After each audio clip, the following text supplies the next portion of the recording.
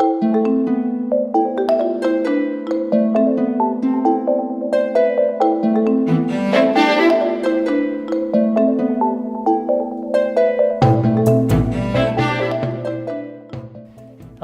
welcome to Summit County TV. Thanks for tuning in today for our special segment on forest management in the wake of the mountain pine beetle epidemic. Given the extent and magnitude of change occurring in our forests, you might be wondering what's in store for our forests in the future. Maybe you have questions about projects that are underway to address the impacts of the pine beetle epidemic, including an elevated risk of wildfire and long-term forest health. Perhaps you're curious about impacts to recreation and wildlife. Today we will talk with experts from the U.S. Forest Service, Summit County government, and Colorado Parks and Wildlife to get answers to your questions about forest management in the wake of the mountain pine beetle epidemic.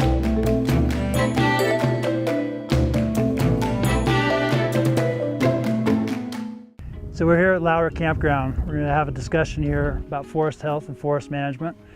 We have Brett Crary, silviculturist with White River National Forest, and we have Dan Schroeder, CSU Extension Office with Summit County Government. Good afternoon, fellas. Thanks for joining us today. Hey, Troy. How you doing today? Good. So to start off, could the two of you give us some background on the mountain pine beetle epidemic and how it affects the forest health here in the county? Excellent. Yeah, I'd be glad to do that. So the mountain pine beetle is a native insect pest that has come through the lodgepole pine forest here in Summit County. We're all aware of it. We've seen the aftermath of the mountain pine beetle, but to give a little background, pine beetle is a native insect pest to the lodgepole pine forest. It's always existed here, and it exists in an endemic way. That means that the insect is always milling around, slowly doing its thing in nature, which is killing trees, and we don't really notice it when it's just a few trees here and there. But when trees are stressed, as they've become here in Summit County, the population of insects becomes epidemic, and we're all aware of what occurred in the last decade or so. This epidemic population was a result of a stressed lodgepole pine forest. Almost all the trees are the same age. They're end of life cycle. They're at the end of their range of age, and they've been subject to drought. Across our nation for the last decade or so, we've experienced really dry conditions. So we have these trees that have grown up in a really dense manner. We have a lack of a resource that's needed for every tree, that being water, and then we have insects. And these come together in a bit of a tidal wave and ultimately killed a real high number of trees here in Summit County. So the U.S. Forest Service, along with other agencies, have initiated a number of forest health projects here in Summit County.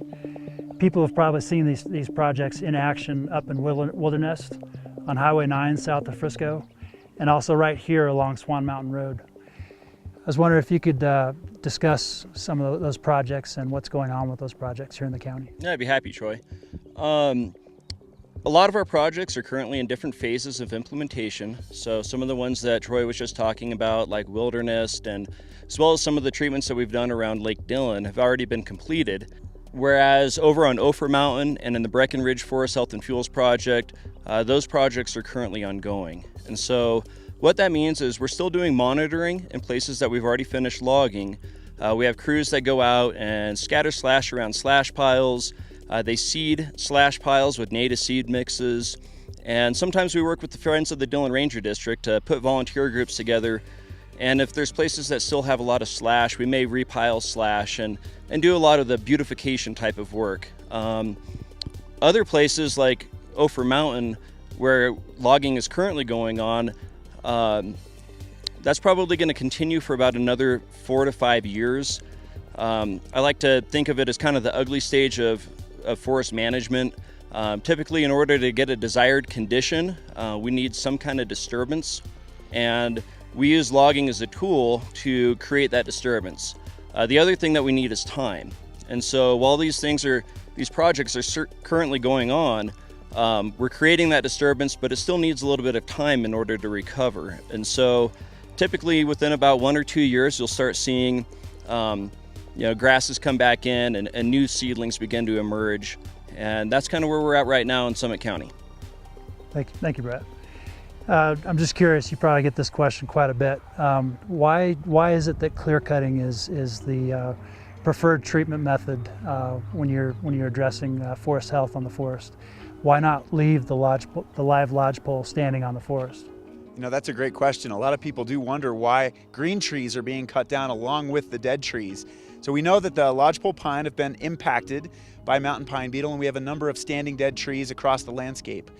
So we think about lodgepole as a species, a type of tree, and this type really requires disturbance. It's best suited in a disturbed environment. So wildfire, or fire in general, would have been that disturbance mechanism in ecology. We suppress fire, and that's a good thing for communities. We don't want to burn down, and so where people live, we make sure to address the fire issue. Here in Summit County, we're all in the wildland-urban interface, and so fire suppression is going to continue to occur.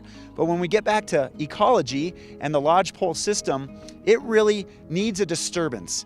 And so active forest management, hands-on management, is a mechanism that we can use to mimic what nature would have done naturally, that being fire, and fire would have cleared entire stands.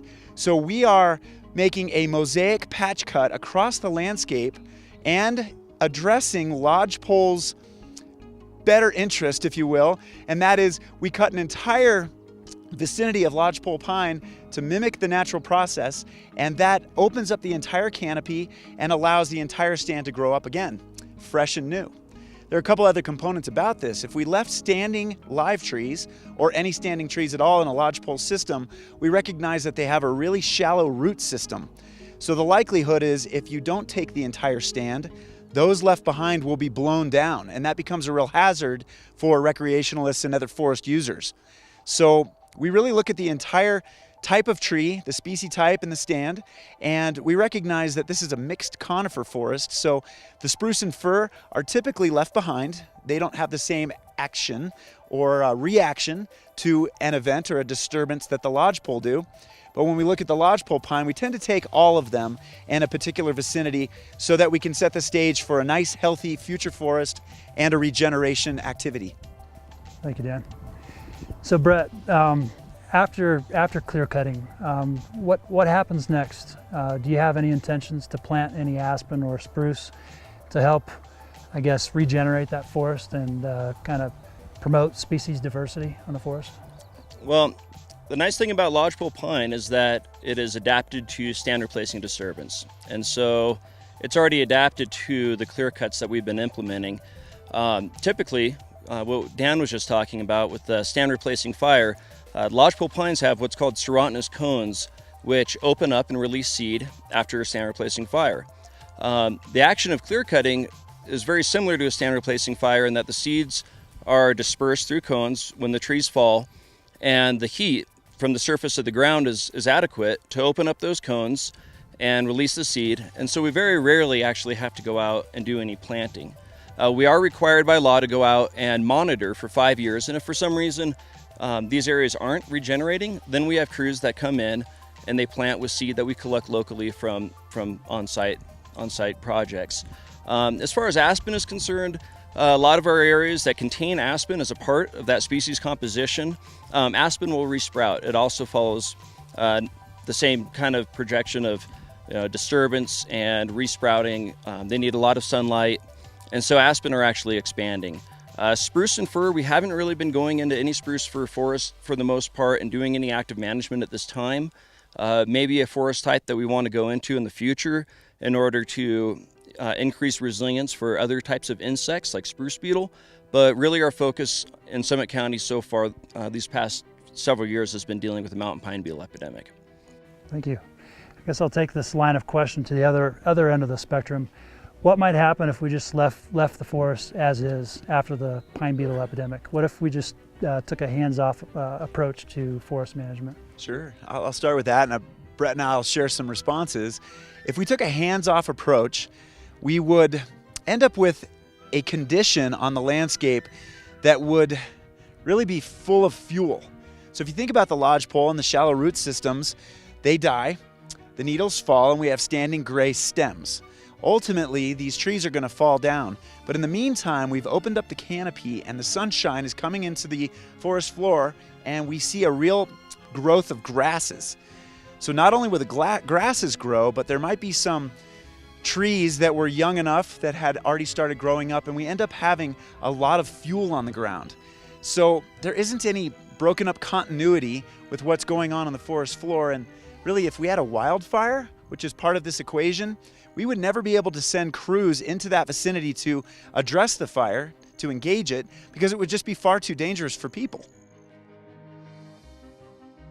Yeah, I'd like to add also that a large portion of the Dillon Ranger District is off limits to logging. We have about a third of our landscape is in wilderness areas where we don't do any kind of active management. We have a large area, about another third is also in roadless areas where active management is restricted. And then we have really steep topography, drainages, where we also don't do any logging. We're restricted by slopes because we don't want to do anything that would cause erosion. So we typically don't log on slopes that are over 40%. And so a very large portion, by far the majority, of the forests in Summit County are going to have natural processes that continue outside of human intervention. In these areas, most likely as trees begin to fall and fuels accumulate and new grasses start to emerge, and if weather conditions become favorable, it's very likely that large-scale fires are going to occur in Summit County. What we hope to do through active management is address those forests that are close to communities or in critical watersheds, or just in places where we're able to get into them and break up that continuity of fuels. You know, Troy, there's another thing that comes to mind, and that's people often ask me, why don't we let nature take its course? And really, part of that answer was answered 100 years ago. In the Roosevelt era, wildfire suppression became national policy. And so if we know fire is part of natural ecology and we've already removed it, we in fact are already managing the land by taking out some of these natural processes. So it makes sense to me that we continue to look at this activity, this forest management activity, as something that we need to continue to engage in so that we not only have healthy forests for today and tomorrow, but we can protect our communities from wildfire that we will continue to suppress because we need to protect our communities. The Summit County Wildfire Council often talks about the protection of life, property, and infrastructure. And so those paramount items come into play when we're talking about this forest story. Great. Well, Dan, Brett, thank you very much for all the very helpful information about forest health projects here in the forest. Thank you for coming out today. You're welcome. Thank you, Troy. We're going to take a quick break, but stick around.